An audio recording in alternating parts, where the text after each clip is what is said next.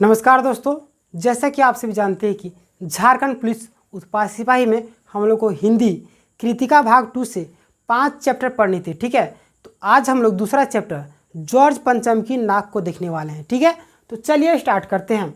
George पंचम की जो नाक है इसमें एक व्यंग्यात्मक किया गया है, क्योंकि भारत आज़ाद होने के बावजूद भी जो ब्रिटिश लोग थे उसके अधिकार में था, एक तरीके से बोला जाए तो।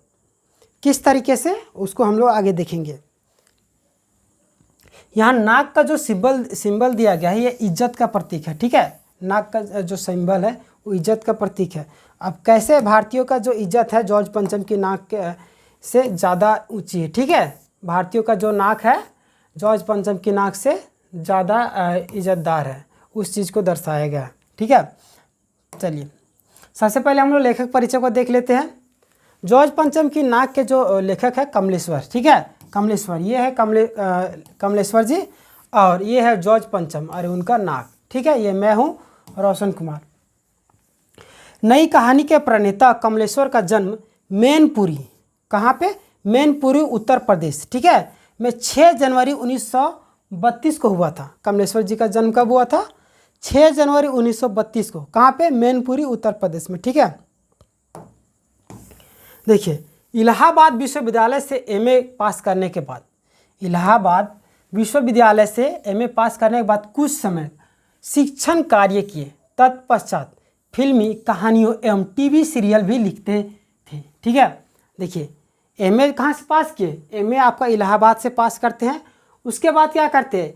फिल्मी में कहानियों को लिखते थे और टीवी सीरियल में जो कहानियाँ होती थी ना उसको लिखते थे। ठीक है, और दूरदर्शन महानिदेशालय में संयुक्त निदेशक के पद पर भी कार्य किए हैं। ठीक है, और लंबे समय तक मुंबई में प्रवास करने के बाद, ठीक है, दिल्ली आकर बस गए। सरिका नामक कहानी पत्रिका, ठीक है, सरिका नामक कहानी पत्रिका एवं नई कहानियों जैसी साहित्यिक पत्रिकाओं के संपादन भी किए हैं। ठीक है, साहित्यिक अकादमी पुरस्कार से सम्मानित भी किया गया है। ठीक है, कमलेश्वर जी को कौन से पुरस्कार से सम्मानित किया गया? तो साहित्य अकादमी पुरस्कार से। ठीक है, और इनकी मृत्यु कब हुई? 27 जनवरी 2007 को। ठीक है, यहाँ से क्वेश्चन बनेगा कि उनकी मृत्यु कब हुई? तो 27 जनवरी 2007 को। और उनका जन्म कब हुआ था? तो 6 जनवरी 1932 को। ठीक है, चलिए उनका जो क्या क्या काम करते थे वो टीवी सीरियल और फिल्म कहानियों को लिखते थे। ठीक है, चलिए आगे बढ़ते हैं।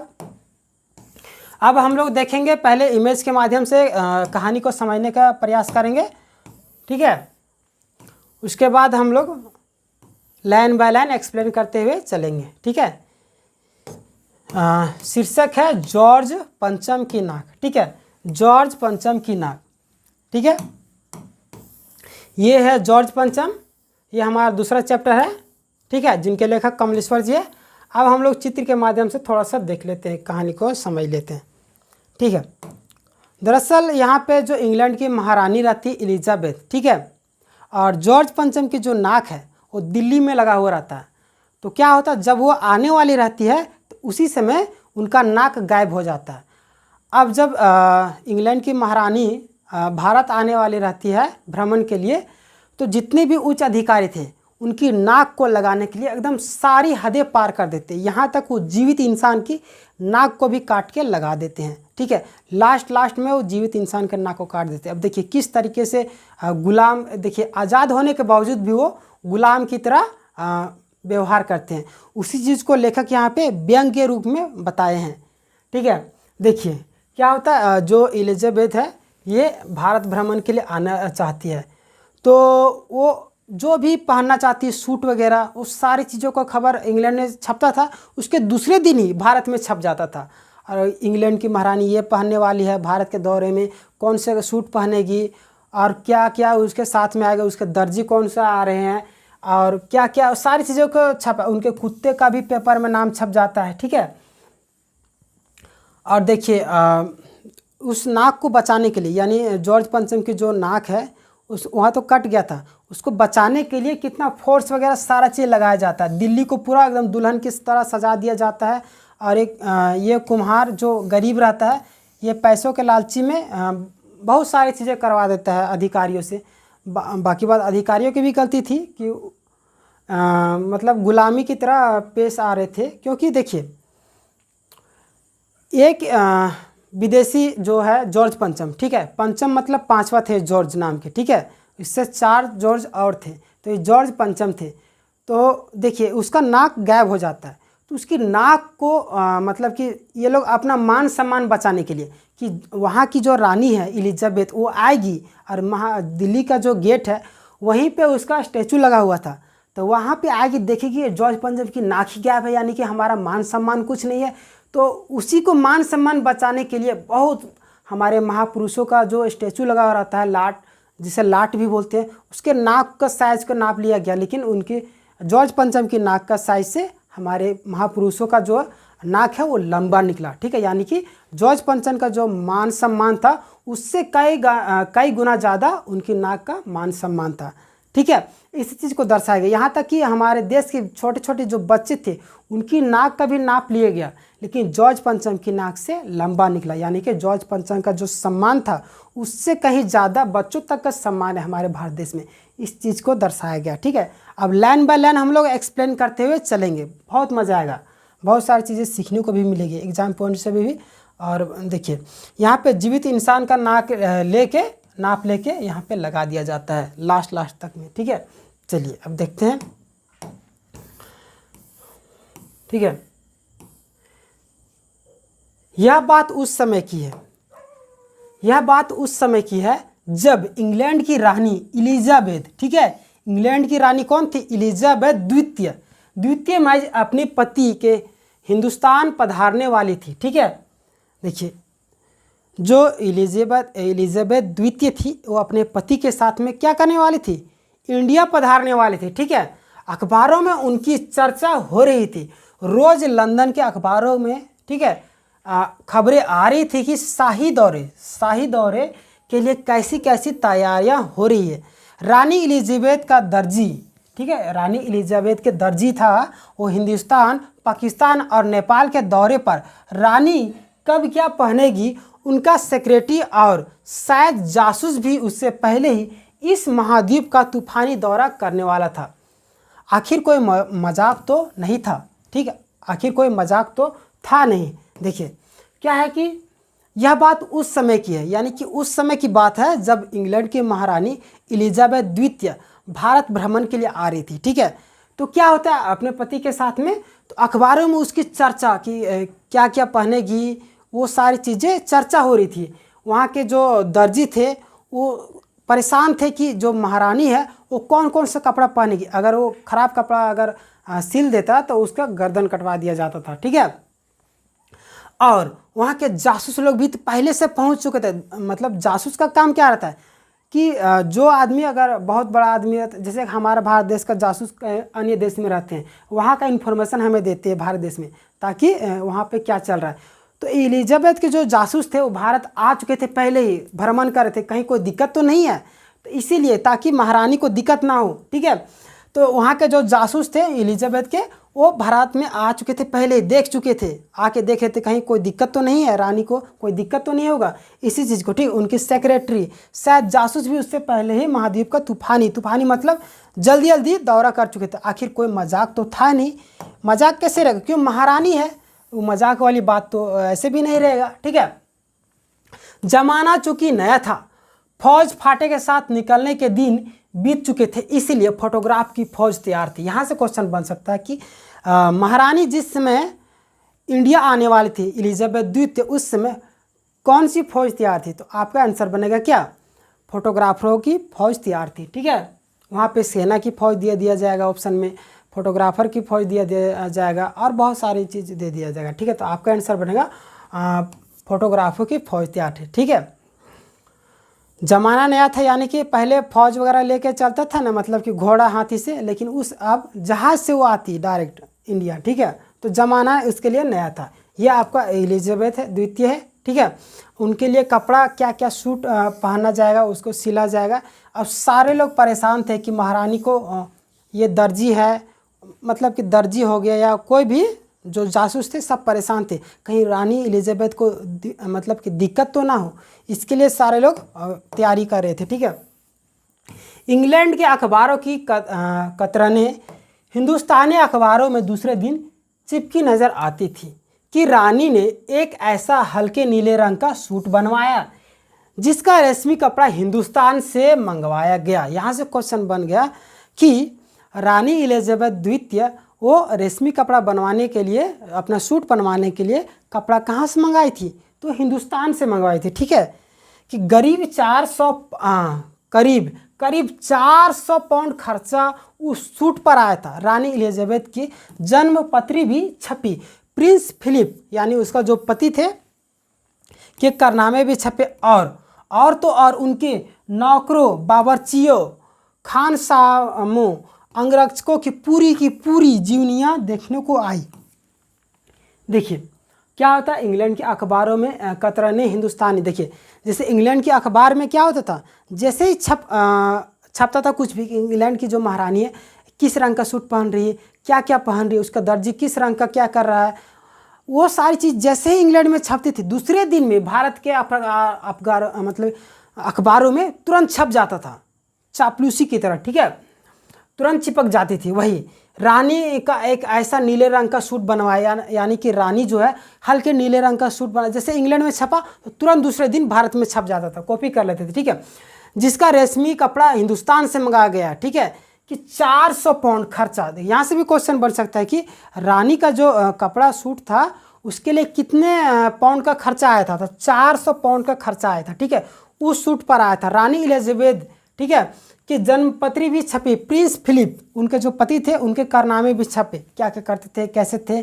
ठीक है, उनके नौकरों, उनके नौकर तक भी छोड़ा नहीं गया, बावर्ची, खानसामों, अंगरक्षकों की पूरी जीवनियाँ छपी। ठीक है, देखिए सभी का जीवनी छप रहा है यहाँ पे। शाही महल में रहने वाले, ठीक है, शाही महल में रहने वाले और पलने वाले कुत्तों तक की तस्वीरें अखबारों में छप गई। बड़ी धूम थी, बड़ा शोर शराबा था, शंख इंग्लैंड में बज रहा था और गूंज हिंदुस्तान में आ रही थी। देखिए यहाँ तक कि कुत्ते तक को नहीं छोड़ा गया। ठीक है, महारानी के कुत्ते तक को छाप दिया गया। और कुत्ते अगर इंग्लैंड में छप रहे तो इंडिया में भी आके दूसरे दिन छप जाता था। तो वही चीज़ बोल रहे कि शंख तो इंग्लैंड में बज रहा था लेकिन गूंज जो है इंडिया में सुनाई दे रहा था। ठीक है, चलिए इन खबरों से हिंदुस्तान में सनसनी फैल रही थी। ठीक है, ऐसी खबरें जो आ रही थी वो हिंदुस्तान में सनसनी फैल रही थी।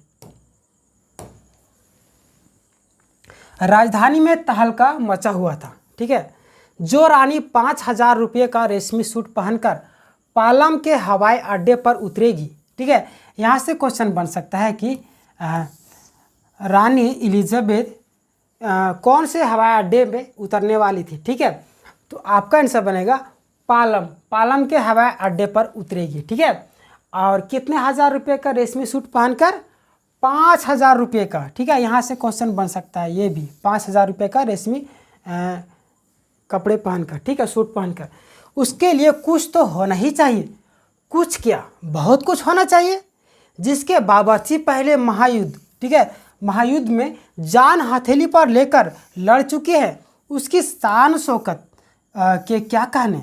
और वही रानी दिल्ली आ रही है। नई दिल्ली ने अपनी तरफ देखा और बेसखा मुंह से निकल गया, वह आए हमारे घर, खुदा की रहमत। देखिए क्या हो रहा है, 5,000 रुपये का सूट पहन के पालम हवाई अड्डा पे उतरेगी रानी। ठीक है, और उसके लिए कुछ तो होना ही चाहिए। और क्या होना चाहिए, कुछ तो बहुत कुछ होना चाहिए। ये सारी चीज़ें हो रही है। ठीक है, उसके बावर्ची जो थे महायुद्ध में जान हथेली पर रखकर युद्ध कर चुके थे, जो बावर्ची थे वो भी युद्ध कर चुके थे। ठीक है, उसकी शानो शौकत की क्या कहने। और वही रानी दिल्ली आ रही थी। नई दिल्ली ने अपनी तरफ देखा और बेसाखा मुंह से निकल गया, यानी कि नई दिल्ली की तरफ देखता है और उसके मुंह से निकल जाता है, वह आए हमारे घर और खुदा की रहमत। यानी कि एक कहावत है आपका। ठीक है, ये यहाँ से भी क्वेश्चन बन सकता है कि वह आए हमारे घर और खुदा की रहमत, ये किस चैप्टर से लिया गया। तो आपका आंसर बनेगा जॉर्ज पंचम की नाक। ठीक है, चलिए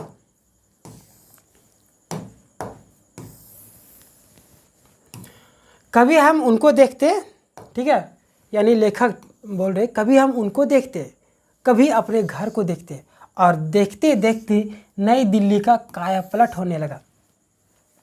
लेखक कमलेश्वर जी क्या कहते हैं, कभी हम अपने घर को देखते, कभी उनको देखते थे, ठीक है, और देखते देखते जो नई दिल्ली का जो है कायापलट होने, यानी कि पहले जैसे तैसे रहता था, तो जैसे ही आने की खबर सुनाई देता है कि रानी एलिजाबेथ द्वितीय आ रही है भ्रमण के लिए, तो क्या होता है, पूरा सजावट किया जा रहा है, एकदम साफ सुथरा किया जाए, हर जगह को एकदम क्लीन किया जा रहा है, तो वही कायापलट बोला जाए।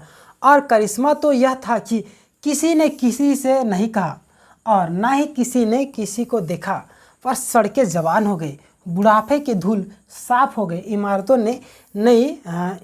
ने नजनीनों, ठीक है, की तरह श्रृंगार किया। देखिए यहाँ पे एक गहरी बात बोल रहे कि देखिए करिश्मा तो यह हो गया था कि किसी ने किसी को नहीं कहा, मतलब किसी ने किसी को कुछ नहीं कहा, ठीक है, ना किसी ने किसी को देखा, यानी कोई किसी को नहीं कुछ कहा, ना कोई देखा, लेकिन क्या हुआ था, सड़कें एकदम साफ़ सुथरी हो रही थी, पुरानी चीज़ों को बदल के नया चीज़ें ला रही थी, वही चीज़ें पूरा साफ़ सुथरे किया जा रहा था, सड़कों को एकदम पूरा चकाचक किया जा रहा था, एकदम दिल्ली को पूरा सजाया जा रहा था, तो वही चीज़ एकदम दुल्हन की तरह वही चीज़ बताया जा रहा है यहाँ पे, ठीक है, यानी कि पूरी तैयारी हो रही थी जोरों शोरों से, ठीक है। ये नई दिल्ली है, गेट यहाँ पे जॉर्ज पंचम है, यहाँ पे पूरा सजाया जा रहा साफ़ सुथरा, ये नाक कटा हुआ है, ठीक है, इसी को लगाने के लिए लास्ट आते आते आपको जिंदा इंसान का नाक लगा देगा ये लोग, इस हद तक इंसान गिर जाता है, ठीक है। तो उसी को एक पूरा चैप्टर के माध्यम से व्यंग किए हैं लेखक, ठीक है, कमलेश्वर जी। लेकिन एक बड़ी मुश्किल पेश थी, यह थी जॉर्ज पंचम की नाक। नई दिल्ली में सब कुछ था, सब कुछ होता जा रहा था, सब कुछ हो जाने के उम्मीद थी, पर जॉर्ज पंचम की नाक बड़ी मुसीबत थी। नई दिल्ली में सब था, सिर्फ नाक नहीं थी। देखिए अब यहाँ से ट्विस्ट आएगा, सब कुछ था, ठीक है, लेकिन उसके नाक नहीं थी। इस नाक की भी एक लंबी दास्तान है।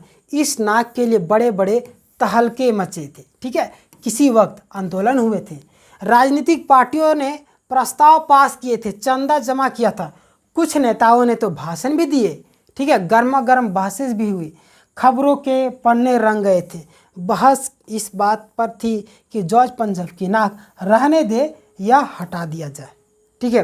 देखिए इस हद तक क्या प्रॉब्लम आ रहा था इन लोगों के बीच में, सब कुछ हो रहा था, तैयारियां सारी चीज़ें का हो रहा था, लेकिन एक प्रॉब्लम होती, वो क्या प्रॉब्लम थी, जॉर्ज पंचम की नाक, उसकी नाक को रहने दिया जाए या हटा दिया जाए, इसी चीज़ को लेकर बहुत बहसा बसी, कई नेता लोग भाषण भी दिए, गर्मा गर्मी हुआ, बहुत सारे जो अखबार थे सभी अखबार रंग गए, यानी कि हर अखबार में उसी का चर्चा चल रहा था जॉर्ज पंचम की नाक के विषय में, तो वही चीज़ बता रहे, ठीक है, पूरा तहलका मच गया था।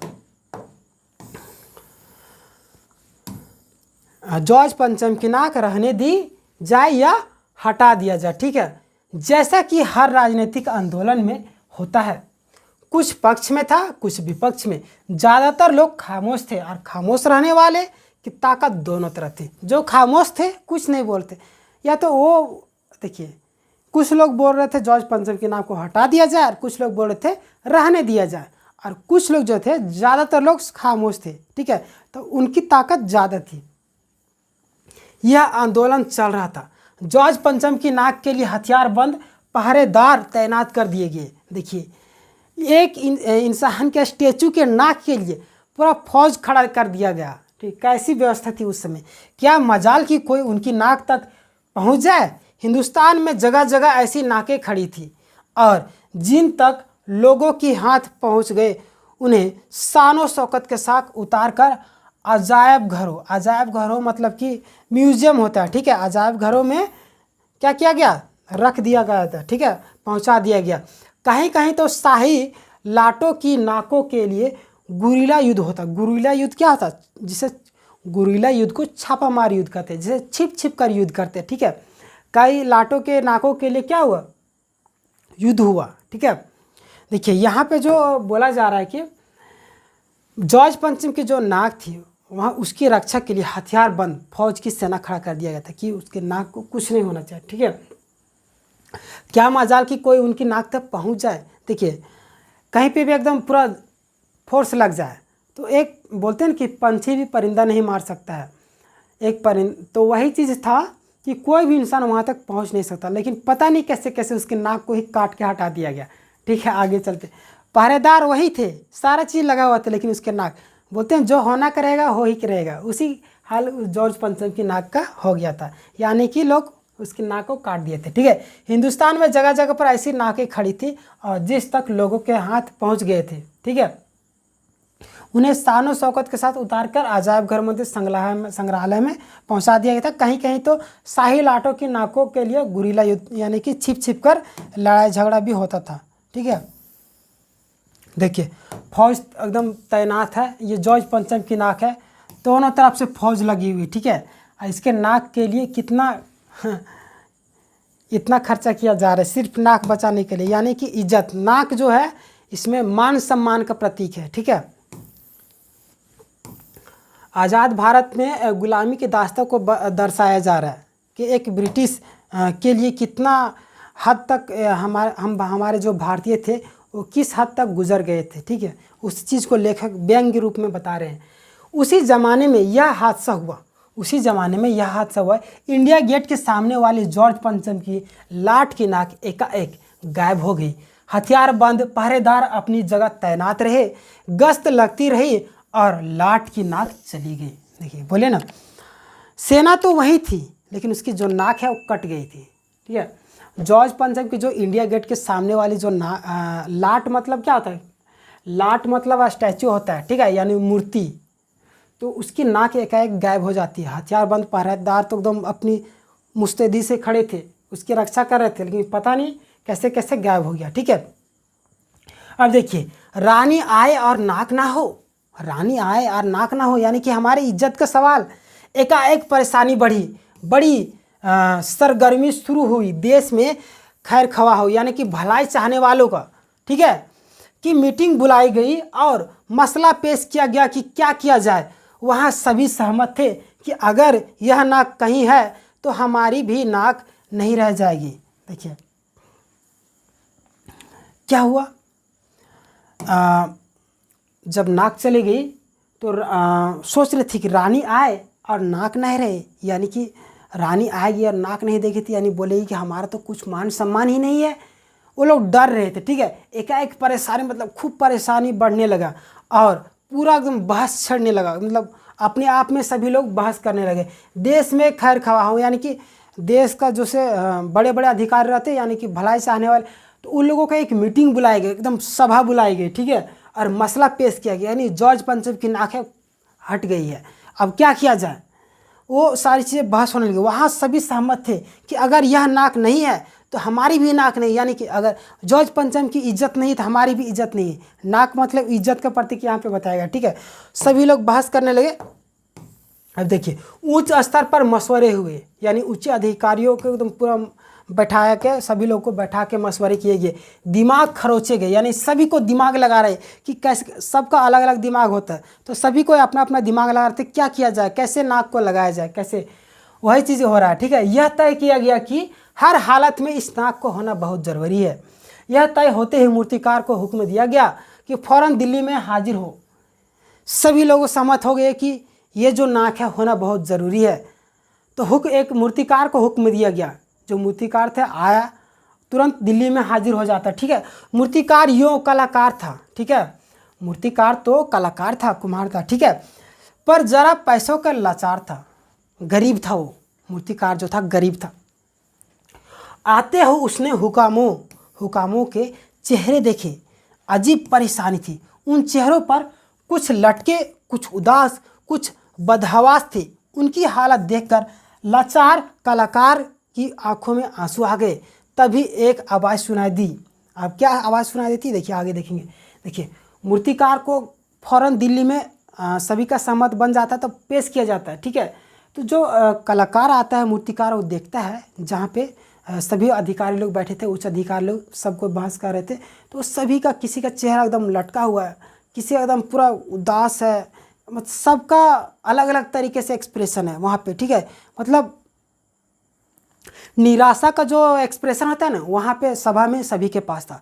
तो जो मूर्तिकार था वो देख के आंसू आ जाता है उसके आंखों में, ठीक है। तभी एक आवाज़ सुनाई देती। अब क्या आवाज़ सुनाई देगा देखिएगा, ठीक है।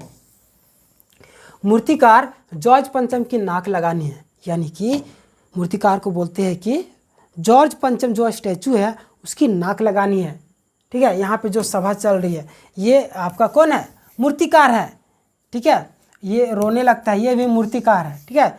ये स्टैचू अभी नाक लगाएगा लास्ट में, जिंदा नाक को। देखिए कितना, ये भी कितना मतलब निर्दयी बोल सकते हैं इसको, कितना मतलब अजीब अजीब गलत गलत तरीके के सजेशन देता है वो लोग, और वो लोग भी मानते जाते हैं, ठीक है। देखिएगा, मूर्तिकार ने सुना और जवाब दिया, नाक लग जाएगी। मूर्तिकार जैसे ही सुनता है, सभा में से एक जन बोलते हैं कि जॉर्ज पंचम की नाक लगानी है, तो मूर्तिकार बोलता है कि नाक लग जाएगी, ठीक है। पर मुझे मालूम होना चाहिए कि यह लाट मानी मूर्ति, ठीक है, यह जो मूर्ति है कहाँ बनी थी और इस लाट के लिए पत्थर कहाँ से लाए गए। नाक तो लग जाएगी, लेकिन हमें ये पता करना हो कि ये जो मूर्ति है वो कहाँ की पत्थर से बनी, ठीक है। उसके लिए हमारे पास जानकारी होगी तब तो उस पत्थर को लाकर हम नाक लगाएंगे। ये मूर्तिकार बोल रहे हैं, ठीक है। सब हुकामों, ठीक है, सब हुकामों को ने एक दूसरे की तरफ ताका, ठीक है, एक दूसरे को तरफ ताकते हैं, ठीक है। एक की नज़र दूसरे की तरफ से कहा कि यह बताने की जिम्मेवारी तुम्हारी है, ठीक है। खैर मसला हल हुआ। एक क्लर्क को फ़ोन किया गया और इस बात की पूरी छानबीन करने की काम सौंप दिया गया। पुरातत्व विभाग की फाइलें के पेट चीरे गए, फिर भी कुछ पता नहीं चला। देखिए क्या होता है, सभी लोग बहस करने लगते थे। जैसे ही मूर्तिकार बोलता है कि हमें जो मूर्ति बनी है वो किस पत्थर से बनी है, कहाँ से लाएंगे, इसका इन्फॉर्मेशन हमें चाहिए। तो सबको एक दूसरे की तरफ ताकते हैं और एक दूसरे को बोलते हैं कि ये तुम्हारी जिम्मेदारी। तो उसी तरीके से करते करते मसला हल हो जाता है, ठीक है।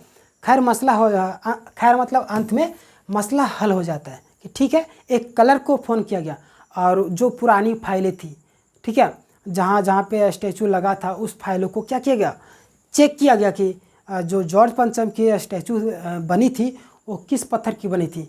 लेकिन अंत में उसे निराशा ही मिलती है, ठीक है। अब देखिए आगे क्या होगा। कुछ भी पता नहीं चला। क्लर्क ने लौटकर कमेटी के सामने कांपते हुए बयान दिया, सर मेरी खता माफ़ हो, फाइलें सब कुछ हजम कर चुकी है। देखिए क्लर्क है वो क्या करेगा, जो चीज़ रहेगी वो चीज़ मिलेगी, जो चीज़ नहीं रहेगी वो चीज़ नहीं मिलेगी। तो क्लर्क तो फाइल खोज रहा है, ठीक है। देखिए यहाँ पे फाइल तो खोजा लेकिन उसे मिला नहीं।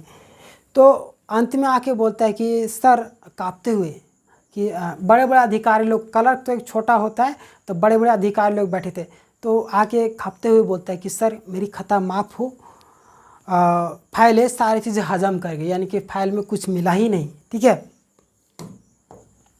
अब देखिए, हुकामों के चेहरे पर उदासी बादल छा गए, ठीक है। हुकामों के चेहरे पर उदासी बादल पूरा छा गए।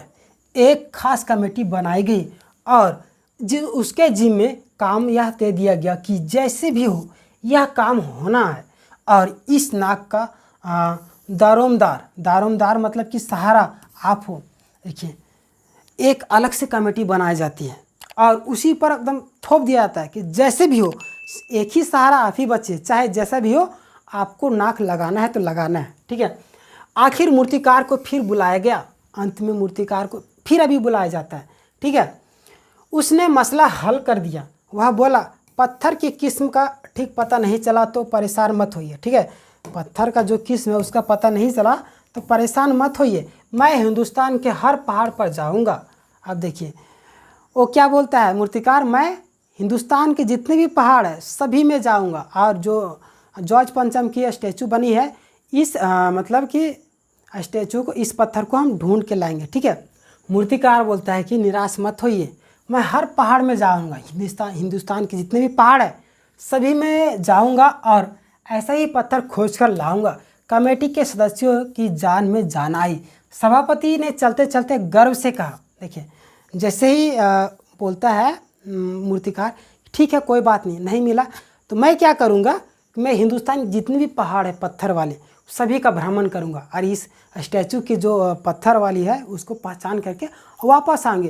तो देखिए उन लोगों को लगता है कि सॉल्यूशन मिल गया। तो उसी में से सभापति जो होता है वो चलते चलते बोलता है कि ऐसी क्या चीज़ है जो हिंदुस्तान में मिलती नहीं है, हर चीज़ इस देश के गर्भ में छिपी है, ज़रूरत है तो खोज करने की, खोज करने के लिए मेहनत करनी होगी, इस मेहनत का फल हमें मिलेगा, आने वाला कल ज़माना खुशहाल होगा। देखिए वो खुश हो जाता है और बोलता है कि हमारे जो देश की धरती है उसके गर्भ में हर एक चीज़ मिलती है, बस क्या है खोजने के देरी। बिल्कुल यहाँ बात सही बोला जा रहा है, लेकिन मिलता नहीं है लास्ट में, ठीक है। तो और बोल रहे कि मेहनत का फल हमें ज़रूर मिलेगा और हमारा जो आने वाला ज़माना है खुशहाल होगा। ये कौन बोल रहा है? सभापति बोल रहा है, ठीक है। यह छोटा सा भाषण फौरन अखबारों में छप गए। जैसे ही सभापति बोलते हैं ये जो भाषण है फौरन सभी अखबारों में क्या होता है, छप जाता है, ठीक है। मूर्तिकार हिंदुस्तान के पहाड़ी प्रदेशों और पत्थरों की खानों का दौरा पर निकल गया, ठीक है। कुछ दिन बाद वह हताश लौटा, उसके चेहरे पर लानत बरस रही थी, ठीक है। उसने सिर लटकाकर खबर दी, हिंदुस्तान का चप्पा चप्पा खोज डाला पर इस किस्म का पत्थर कहीं मिला ही नहीं, यह पत्थर विदेशी पत्थर है। देखिए क्या होता है, जो मूर्तिकार है वो थोड़ा गरीब था, उसको पैसे की ज़रूरत थी। वो तो देखिए घूमने के लिए जाएगा तो फ्री में जाएगा नहीं, पैदल तो जाएगा नहीं, तो उसे पैसे दिए जाएंगे। और ऐसी चीज़ के लिए पैसे दिए, इज्जत मान सम्मान के लिए पैसा इंसान कितने भी खर्च कर देता है। तो बात यहाँ पे मान सम्मान की थी और जॉर्ज पंचम की नाक को लगाना बहुत ज़्यादा ज़रूरी था, इसीलिए मूर्तिकार को पैसे दिए गए होंगे कि आप जाइए, जहाँ जितना पैसा लगेगा आप घूम के आइए, ठीक है, पत्थर खोज के लाइए। लेकिन क्या होता है, पत्थर मिलता ही नहीं। तो मूर्तिकार बोलता है ये जो पत्थर है विदेशी पत्थर है, हमारे हिंदुस्तान में है ही नहीं अंत में, ठीक है। अब देखिए सभापति ने तेईस में आकर कहा, लानत है आपकी अक्ल पर, विदेश की सारी चीज़ें हम अपना चुके हैं, दिल दिमाग तौर तरीके और रहन सहन। जब हिंदुस्तान में बाल डांस तक मिल जाता है तो पत्थर क्यों नहीं मिल सकता। देखिए सभापति जो 23 मतलब गुस्से में तन कर बोलता है कि लानत है आपकी मतलब क्या अक्ल पर। वो एकदम देखिए वो बोलता है ना कि अगर फाइलों में नहीं मिला तो कोई बात नहीं, हम क्या करेंगे, पूरे देश का जो जितने भी पत्थर वाले खान हैं या पत्थर के जहाँ जहाँ पे मिलते हैं वहाँ पे क्या करेंगे, भ्रमण करेंगे। और जॉर्ज पंचम की जो स्टैचू बनी है वैसी वाली सेम पत्थर हम ढूंढ के लाएंगे और स्टैचू के नाक लगाएंगे, ठीक है। तो क्या होता है ऐसे बोल के वो चला जाता है, पैसे तो उसे दिए जाते हैं। लेकिन जैसे ही वापस आता है तो सभापति वो बोलता है कि नहीं मिला, ये विदेशी पत्थर है। तो सभापति एकदम गुस्से में हो जाता है, पहले खुश था और बोलता है ना कि हमारे देश की धरती में क्या नहीं मिल सकता, हमारे देश के घर में हर एक चीज़ मौजूद है। तो अभी फिर गुस्सा के बोलता है कि लालच है तुम्हारे दिमाग के अक्ल पर, ठीक है, विदेश की सारी चीज़ें हम अपना चुके, विदेश की जो भी चीज़ें हैं वो सारी चीज़ें अपना चुके, दिल दिमाग ये भी अपना चुके, तौर तरीके भी अपना चुके, रहन सहन अपना चुके। जब हिंदुस्तान में बाल डांस यानी बच्चे का डांस तक मिल जाता है तो पत्थर क्यों नहीं मिल सकता है। एकदम गुस्से में तन कर बोल रहा है कौन, सभापति मूर्तिकार को यहाँ पे बोल रहा है, ठीक है। मूर्तिकार चुप खड़ा था। मूर्तिकार देखिए एक बार किसी का प्लान फेल हो जाता है ना, किसी से वो बात कर चुका होता है तो दूसरी बार वो थोड़ा सा नॉर्मल हो जाता है। तो यहाँ पे भी उसी तरीके से मूर्तिकार शांत हो जाता है क्योंकि उसका पहला दिमाग वो फेल हो चुका होता है, अगला दिमाग फिर लगाएगा, ठीक है। सहसा उसकी आंखों में चमक आ गई। उसने कहा एक बात मैं कहना चाहूँगा लेकिन शर्त है, ठीक है, शर्त है कि यह बात अखबार वालों तक ना पहुँचे। मूर्तिकार बोलता है एक बात मैं कहना चाहता हूँ लेकिन ये जो बात बोलूँगा ना अखबार में नहीं छपना चाहिए, ठीक है। अब देखिए सभापति की आंखों में चमक आ गई, फिर ये खुश हो जाते हैं। सभापति बोलते हैं ठीक है कोई तो अभी नया उपाय लाया होगा। ये खुश हो जाते हैं और बोलते चपरासी को हुक्म दिया कि कमरे के सब दरवाजे बंद कर दिया जाए।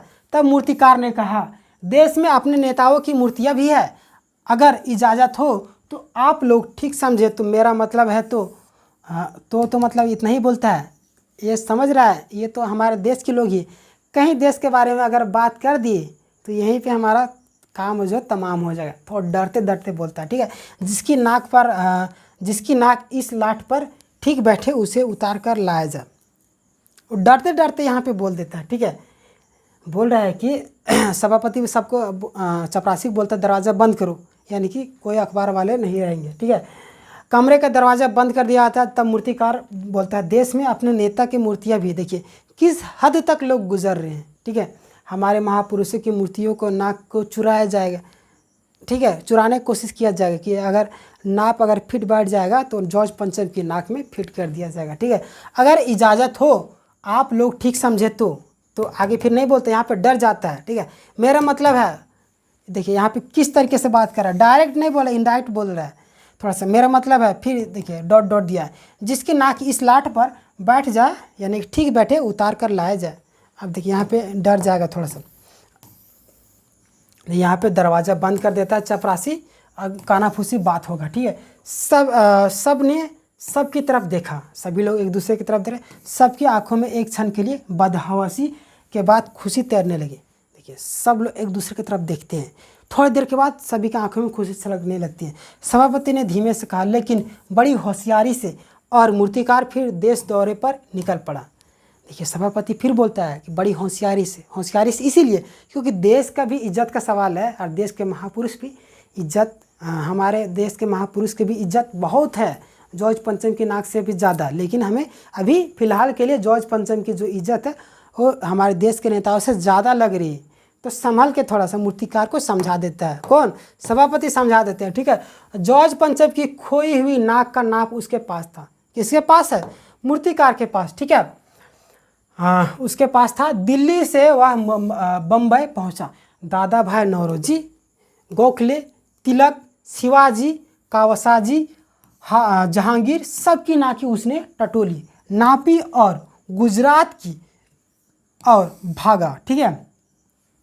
गांधी जी, सरदार पटेल, विट्ठल भाई पटेल, महादेव देसाई की मूर्तियों को परखा और बंगाल की ओर चला। गुरुदेव, रविंद्रनाथ, सुभाष चंद्र बोस, राजा राम मोहन राय आदि। देखिए मूर्तिकार जो है पैसों के लिए कुछ भी उस समय थोड़ा गरीब था, तो किसी भी हद तक जा रहा था, ठीक है। वो कहाँ कहाँ पे जाता है, बम्बई जाता, दादा भाई, इतने भी महापुरुष जितने भी यहाँ पे है, ये सब कहाँ, सभी के उनके पास एक नाप था, जॉर्ज पंचम की नाक का जो नाप था, उसका नाप को लेके सभी महापुरुषों के जो स्टैचू थे उसकी नाक को लेकर क्या कर था, माप कर रहा था, ताकि अगर किसी का भी अगर नाक का जो साइज़ है वो मेल कर जाए तो उसको काट के जॉर्ज पंचम की नाक में लगा दिया जाएगा, वही सोच रहा था, ठीक है।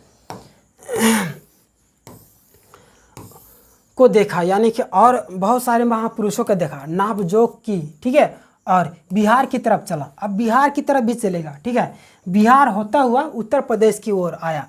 चंद्रशेखर आज़ाद, बिस्मिल, मोतीलाल नेहरू, मदन मोहन मालवीय की लाटों के पास गया। घबराहट में मद्रास भी पहुंचा। सत्यमूर्ति को भी देखा और मैसूर, केरल आदि सभी प्रदेशों का दौरा करता हुआ पंजाब पहुंचा। लाला लाजपत राय और भगत सिंह की लाटों, यानी कि भगत सिंह की मूर्ति से भी सामना हुआ। आखिर दिल्ली पहुंचा और उसने अपनी मुश्किल बयान की। पूरे हिंदुस्तान की परिक्रमा कराया पर मूर्तियां देख आया, ठीक है। लास्ट में बोल रहा है सभी जगह वो चला जाता है, पूरा भारत में घूम जाता है, जितने भी स्टैचू रहते हैं सभी स्टैचू का माप ले लेता है, ठीक है। फिर अंत में आके बोल रहा है कि देखिए क्या बोलता है, सब मूर्तियां देख कर आया, सबकी नाकों का माप ले लिया, पर जॉर्ज पंचम की नाक से सभी महापुरुषों के जो नाक है वो लंबी निकली, ठीक है, बड़ी निकली। यानी कि यहाँ पे बोला जा रहा है कि जॉर्ज पंचम की जो मान सम्मान थी हमारे महापुरुषों का मान सम्मान से बहुत कम था, ठीक है। यानी हमारे महापुरुषों का मान सम्मान जॉर्ज पंचम के मान सम्मान से कहीं ज़्यादा ऊंचा था। यही लेखक यहाँ पे समझाना चाह रहे हैं, ठीक है। सुनकर सब हताश हो गए। अब फिर यहाँ पे सब हताश हो जाते हैं, झुंझलाने लगे, यानी गुस्से में एकदम लाल हो जाते हैं, ठीक है। मूर्तिकार ने ढाढ़स बांधते हुए आगे कहा, फिर देखिए नया चाल चलेगा मूर्तिकार। सुना है कि बिहार सेक्रेटेरिएट के सामने सन 42 में, ठीक है, शहीद होने वाले बच्चों की मूर्तियाँ स्थापित है। शायद बच्चों की नाक ही फिट बैठ जाए, यह सोचकर वहाँ भी पहुँचकर उन्हें उन बच्चों की नाकों का नाप लिया, ठीक है। इससे कहीं बड़ी बैठती है। अब बताए मैं क्या करूं। आप देखिए बेचारा जैसे सभापति लोग फिर झुंझला जाते हैं, मूर्तिकार बोलता है कि कोई बात नहीं, ठीक है। मूर्तिकार फिर ढाढ़स बनाते हुए बोलता है, ठीक है, सुना है कि बिहार सेक्रेटेरिएट में बच्चे लोग जो शहीद हुए थे, ठीक है, 42 शहीद होने वाले बच्चे, उनकी जो स्टैचू स्थापित है, शायद बच्चे का जो नाक है वो मैच कर जाए किससे, जॉर्ज पंचम की नाक से, ठीक है। लेकिन सभी बच्चों को वो नाप ले लेता है। फिर भी बताइए, हमारा जो महापुरुष है या उनका भी नाप तो जॉर्ज पंचम की नाक से तो ज़्यादा बड़ी थी। अब बच्चे तक के जो नाक थे वो क्या हुआ, जॉर्ज पंचम की नाक से बड़ी निकल गए। अब बेचारा लेखक मतलब कि मूर्तिकार बोल रहा है कि अब करूँ तो मैं क्या करूँ, परेशान हो गया वो, इतना कोशिश कर रहा है, जद्दोजहद कर रहा है, फिर भी कुछ नहीं हो रहा, ठीक है। करूँ तो मैं क्या करूँ। राजधानी में सब तैयारें थी, ठीक है, राजधानी दिल्ली में सारी चीज़ें की तैयारियां चल रही थी, सारी चीज़ थी। जॉर्ज पंचम की लाट को मल मल कर नहलाया गया था, रोगन लगाया गया, सब कुछ हो चुका था, फिर भी नाक नहीं थी, सिर्फ नाक नहीं थी, ठीक है। राजधानी में सब तैयारियां हो चुकी थी, ठीक है। जॉर्ज पंचम की लाट जो थी बिना नाक वाली, उसको नहला धुला कर, ठीक है, रोगन लगाया गया, यानी कि जो साफ सुथरे किए गए, एकदम पेंट पोछाड़ा सारा चीज़ किया गया, सब कुछ हो चुका था, सिर्फ नाक नहीं थी, ठीक है। बिना नाक वाली जॉर्ज पंचम था, ठीक है। बात फिर बड़े हुकामों यानी आदेश देने वालों, हुकामों मतलब होता है बड़े आदेश, ठीक है। हमारे देश में देखिएगा बड़े पद पर जो बड़े ओहदे पर रहते हैं वो आदेश करते हैं तो नीचे वालों को पालन करना पड़ता है। तो वही चीज़ बात फिर बड़े हुकामों तक पहुंच चुकी है, ठीक है। बड़ी खलबली मची, जॉर्ज पंचम के नाक ना लग पाई तो फिर रानी का स्वागत करने का मतलब यह तो अपनी नाक कटवाने वाली बात हुई। देखिए, बड़े लोग जो होते हैं ना अपने मान सम्मान बचाने के लिए बहुत कोशिश करते हैं। तो यहाँ पे बड़े लोग का मतलब हमारे देश में तो बड़े अधिकारी थे ही, लेकिन वो मानसिक रूप से गुलाम हो चुके थे, ठीक है। वो देखिए किस हद तक जा रहे हैं, बोल रहे हैं कि रानी का स्वागत करने का मतलब है कि यह तो अपनी नाक कटवाने का, यानी कि बोल रहे हैं कि बिना नाक के अगर जैसे मेन गेट के पास ही था जॉर्ज पंचम की नाक, तो वहाँ पे ही था, और जैसे ही आएगी तो वहीं पे आएगी सबसे पहले, और देखेगी कि वहाँ पे तो नाक ही नहीं है जॉर्ज पंचम की, तो मतलब कि मेरा तो तुम लोग सम्मान ही नहीं दिया, यानी कि मेरा सम्मान नहीं किया, मतलब कि हमारे देश का भी सम्मान नहीं है, ठीक है। तो वही चीज़ हमारे देश का भी सम्मान नहीं होगा। ये वहाँ पे बड़े हुकाम लोग बोल रहे कि हमारा भी नाक कट जाएगा, हमारे भी कोई इज्जत नहीं रहेगा, ठीक है। अगर हम रानी का इज्जत नहीं करेंगे तो हमारे इज्जत कुछ नहीं रहेगा, हमारे बारे में क्या सोचेगी, ये लोग सोच रहे हैं, ठीक है।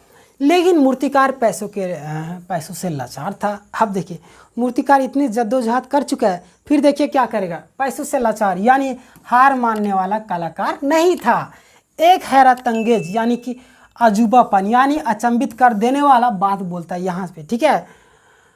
ख्याल उसके दिमाग में कौंधा और उसने पहली शर्त दोहराई।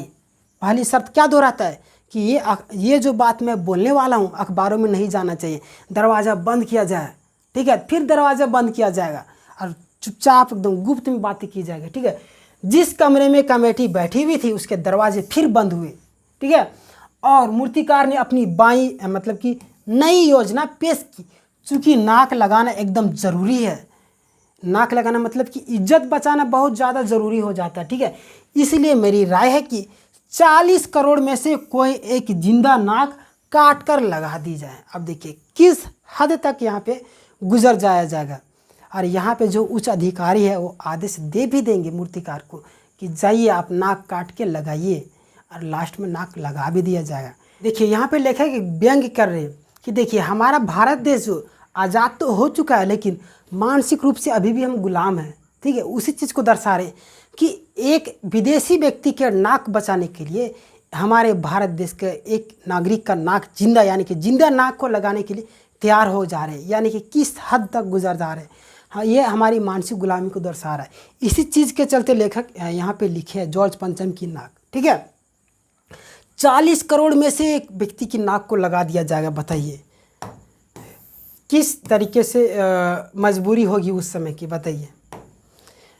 ये जॉर्ज पंचम की नाक है, ठीक है। ये जिंदा इंसान की नाक को नाप लिया जा रहा है और नाप लेके लगा दिया जाएगा, ठीक है। देखिए ये नाक है ना, इज्जत मान सम्मान प्रतिष्ठा सारा चीज़ है, ठीक है। बात के साथ ही साथ सन्नाटा छा गया। जैसे ही बात होता है जिंदा नाक लगाने की, सारे लोग सन्नाटा छा जाता है। कुछ मिनटों की खामोशी के बाद सभापति ने सबकी तरफ देखा। देखिए एकदम सन्नाटा छा जाता है। कुछ देर का खामोशी होता है, उसके बाद सभापति सभी की तरफ देखता है कि क्या बोल दिया। अब देखिए आगे क्या होगा। सबको परेशान देखकर मूर्तिकार कुछ अचकाइयाँ और धीरे से बोला, आप लोग क्यों घबराते हैं। देखिए मूर्तिकार किस तरीके से होगा बताइए। वो बोल रहे हैं कि सभी लोगों का चेहरा देखता है, सबको एकदम पूरा सुन हो गए कि क्या बात बोल दी थी, जिंदा नाक कैसे लगा देंगे। तो मूर्तिकार देखिए किस तरीके से यहाँ पे बोलता है कि आप लोग घबराइए नहीं, हम लगा देंगे, आप लोग बस अनुमति दीजिए। ठीक है, ये लोग अनुमति भी दे देंगे। देखिए यह काम मेरे ऊपर छोड़ दीजिए। नाक चुनना मेरा काम है, आपकी सिर्फ इजाज़त चाहिए। मूर्तिकार बोलता है कि आप लोग घबराइए नहीं, जिंदा इंसान का नाक चुनेंगे हम और लगाएंगे हम ही, इसलिए आप लोग केवल अनुमति दीजिए। इस तरीके से मूर्तिकार बोलता है। कानाफूसी हुई और मूर्तिकार को इजाज़त दे दी गई। देखिए यहाँ पे इजाज़त भी मिल गई कि जाओ जिंदा इंसान की नाक काट के लगवा दो और इज़्ज़त बचा लो। इज़्ज़त क्या बचाई, ये तो जिंदा इंसान को नाक काट दिया। अखबारों में सिर्फ इतना छपा कि नाक का मसला हल हो गया। अब देखिए अखबार में छप जा रहा है कि नाक का मसला हल हो गया। ठीक है, और राजपथ पर इंडिया गेट के पास वाली जॉर्ज पंचम की लाट के नाक लग रही है। ठीक है, राजपथ जिसके नाक काट दिए गए थे वो कहाँ पे, इंडिया गेट के पास वाली जो जॉर्ज पंचम की स्टैचू थी वहीं से नाक हटाया गया था। तो वहाँ पे नाक लगने वाले अखबारों में छप गया। ठीक है, नाक लगने से पहले फिर हथियारबंद पहरेदार की तैनाती शुरू हुई। देखिए अब देखिए, अब कोई भी मिस्टेक करना नहीं चाह रहे थे, एकदम पूरा जोरों शोरों के साथ फोर्स लगाया गया फिर से। ठीक है, आसपास का तालाब सुखाकर साफ किया गया। ठीक है, उसकी रवाब निकाली गई और ताज़ा पानी डाला गया ताकि जो जिंदा नाक लगाई जाने वाली थी वह सूखने ना पाए। देखिए क्या हुआ, एकदम पूरा फौज तैनात कर दिया गया ताकि फिर से जॉर्ज पंचम की नाक चोरी ना हो, क्योंकि जिंदा नाक लगने वाली है। अब पूरी तालाब को सुखा देते हैं, पूरी तालाब को सुखा देते हैं और जो भी गंदगी थी अचरा कचरा सारा कुछ साफ करके फ्रेश से नया पानी भरा गया। ठीक है, ताकि जो जिंदा नाक है वो सूखे ना, नमी बनी रहे और पता भी ना चले। ठीक है, इसके चलते वह सूखने ना पाए, इस बात की खबर जनता को नहीं थी। अब जनता को कैसे मालूम चलेगा, बड़े बड़े लोगों के बीच में बात होगा एक बंद कमरे में, और भी अखबार में भी नहीं छपेगा, ना कोई बोलेगा, तो जनता को कैसे मालूम रहेगा। तो जनता को मालूम नहीं थी। ठीक है, यह सब तैयारियां भीतर भीतर चल रही थी। अंदर अंदर रानी के आने का दिन नज़दीक आता जा रहा था। मूर्तिकार खुद अपने बताए हल से परेशान था। अब देखिए यहाँ मूर्तिकार खुद परेशान हो जाता है, क्योंकि सभी लोगों का नाक का नाप लेना उसके बस की बात भी नहीं थी। फिर भी वो साहस कर लेता है और बोलता है। वो परेशान हो जाता है कि हम तो बोल तो दिए, अब करे तो करे कैसे, परेशान है। ठीक है, मूर्तिकार भी परेशान। जिंदा नाक लाने के लिए उसने कमेटी वालों से कुछ और मदद मांगी। अब देखिए मूर्तिकार है और अपना दिमाग लगाएगा, जिंदा नाक लाने के लिए कुछ और मदद मांग रहा है। किससे, कमेटी वालों से मांगता है कि कुछ और मदद दीजिए। वह उसे दे दी गई। यानी कमेटी वाले तो सारी बातें मानने को तैयार हो गए थे और ये बात जानता था कौन, मूर्तिकार। ठीक है, उसको पैसों की ज़रूरत थी और कमेटी वालों को नाक की ज़रूरत थी। तो दोनों के पास मजबूरियाँ थी, इसको पैसे मिल रहे थे और कमेटी वालों को इज्जत बचाने के लिए नाक लगाई जा रही थी। ठीक है, लेकिन हिदायत के साथ कि खास दिन हर हालत में नाक लग जानी चाहिए। ठीक है, हिदायत मतलब कि कमेटी वाले उसको वार्निंग दे दिए कि ये जो दिन है ना, इस दिन को नाक लग जानी चाहिए, नहीं तो तुम्हारी खैर नहीं। पूरा हिदायत दे दिए और वह दिन आया। ठीक है, और वो दिन क्या आ जाता है। ठीक है, देखिए यहाँ पे पहरेदार को तैनात कर दिए हैं नाक लगाने से पहले। यहाँ सभापति जो है, जो भी आदेश चाहिए, जो भी तुमको सहायता चाहिए, मूर्तिकार को सारा चीज़ दे दिया जा रहा है। और यहाँ पे ये जो है जॉर्ज पंचम की नाक लगा दी गई। ठीक है, ये नाक लगा दी जाती है, जिंदा नाक। आगे देखिएगा। ठीक है,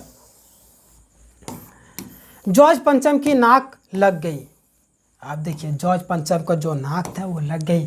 सब अखबारों ने खबरें छापी कि जॉर्ज पंचम को जिंदा नाक लगाई गई, यानी कि ऐसी नाक जो कतई पत्थर की नहीं लगती। देखिए नाक तो लगे, मूर्तिकार अपना वादा पूरा कर देता है, चाहे किसी भी हद तक गया लेकिन वो काम को पूरा कर दिया। ठीक है, चाहे गलत किया या सही किया लेकिन काम तो कर दिया।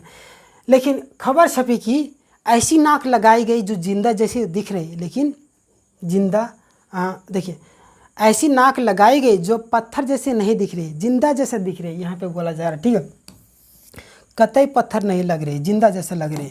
अखबार में पूरा छप रहा है। लेकिन उस दिन के अखबारों में एक बात गौर करने वाली थी। उस दिन का जो अखबार था गौर करने वाली बात थी कि उस दिन देश में कहीं भी किसी उद्घाटन की खबर नहीं छपी, किसी ने कोई फीता नहीं काटा, कोई सार्वजनिक सभा नहीं हुई, कहीं भी किसी का अभिनंदन नहीं हुआ, कोई मानपत्र भेंट करने की नौबत नहीं आई, किसी हवाई अड्डे या स्टेशन पर स्वागत समारोह नहीं हुआ था, किसी का ताज़ा चित्र नहीं छपा था। देखिए उस दिन तो नाक तो लग गई, खबर छप गई, लेकिन अन्य जो भी खबरें छपती थी वो खबर में छपे ही नहीं। देखिए उस दिन कुछ भी नहीं हुआ। एक बात गौर करने वाली थी कि उस दिन जो है देश में कहीं भी किसी चीज़ के उद्घाटन की खबर नहीं छपी, ना ही कोई फीता काटा, ना ही कोई सार्वजनिक सभा होती है, ना ही कोई अभिनंदन कार्य होता है, ना ही मानपत्र भेंट होता है, ना नौबत आई किसी भी हवाई अड्डे या किसी भी रेलवे स्टेशन पर स्वागत समारोह नहीं हुआ। ठीक है, किसी भी ताज़ा चित्र नहीं छपा, किसी का भी यह सारी चीज़ें नहीं हुआ। देखिए सब खबर खाली थे, सब अखबार खाली थे, केवल जॉर्ज पंचम की नाक के बारे में ही थी, बाकी बात जितने भी थे सब खाली थे। ठीक है, पता नहीं ऐसा क्यों हुआ। नाक तो सिर्फ एक चाहिए थी, वह भी बूथ के लिए, यानी कि पता नहीं ऐसा क्यों हुआ। नाक तो सिर्फ केवल लाट यानी स्टैचू को चाहिए थे। देखिए यहाँ पे लेखक जो कहना चाह रहे हैं, हमारा जो भारत देश है वो आज़ाद तो हो गया था ब्रिटिश से, लेकिन जो मानसिक गुलामी वो समाप्त नहीं हुआ था। देखिए मानसिक गुलामी का मतलब इसी को व्यंग करके जॉर्ज पंचम की नाक के माध्यम से हमें बताना चाह रहे हैं। ठीक है, यहाँ पे आपको बहुत सारी चीज़ें सीखने को मिलेगी और एग्ज़ाम पॉइंट ऑफ व्यू से भी बहुत सारी चीज़ें यहाँ से कुछ क्वेश्चन पूछे भी जाएंगे। ठीक है, अब मिलेंगे नेक्स्ट वीडियो में, तब तक के लिए धन्यवाद। अगर आप हमारे चैनल में यहाँ तक बने हैं, चैनल को सब्सक्राइब नहीं किए तो चैनल को सब्सक्राइब करें ताकि नेक्स्ट वीडियो सबसे पहले आप तक पहुँच जाए। ठीक है, और कमेंट करके बताएं कि वीडियो आपको कैसी लगी। धन्यवाद।